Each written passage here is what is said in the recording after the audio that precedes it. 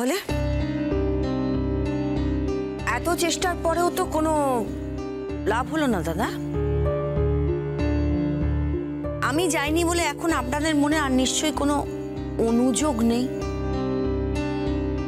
এত কিছুর পরেও তো ফিরে এলো না মেয়েটা।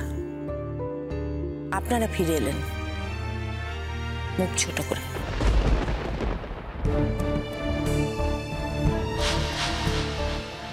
চেঁচে এতখানি অপমান নেবার কি কোনো দরকার ছিল দাদা? কতখানি আঘাত পেলে একটা মেয়ে তার স্বামী সংসার সব ছেড়ে চলে যেতে চায় সেটাও তো ভাবতে হবে বৌমা।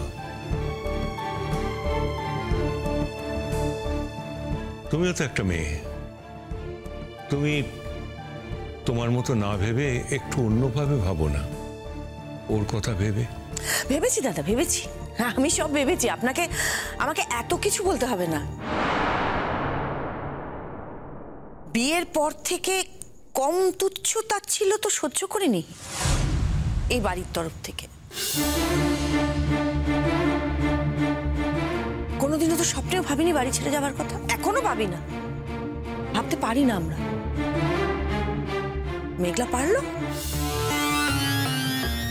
জানি না, তার উপর তো আবার ওর নিজের মা বাবাও নেই। মানে যাকে বাবা বলে ধারণা করা হচ্ছে তার কোনো ট্রেস নেই, তাও পারলো।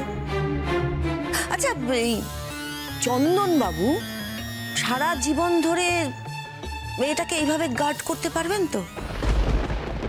সারা জীবন ধরে? হ্যাঁ, উনি ওর মেয়েকে ভালোবাসেন, ওর কাছে মেঘলার দাম আছে। আমার ছেলে কম ভালোবাসে না দাদা?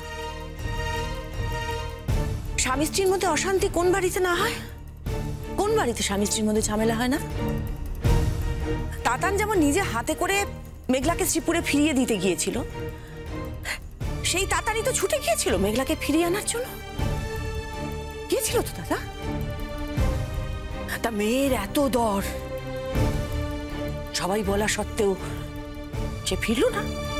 ছোট বৌদি প্লিজ প্লিজ এভাবে বলো না, বরং বলো আমাদের দিক থেকেই ত্রুটিটা ছিল, আমরাই ওর সঙ্গে দুর্ব্যবহার করেছি, তাই ও চলে যেতে বাধ্য হয়েছে। আচ্ছা, কেউ যদি বলে ওই মেয়ে বাড়িতে থাকলে আমি জলগ্রহণ করবো না, বলেছিলে তো, তাহলে বলো একজন সুস্থ স্বাভাবিক মেয়ে কোন ভরসায় বাড়িতে ফিরে আসবে?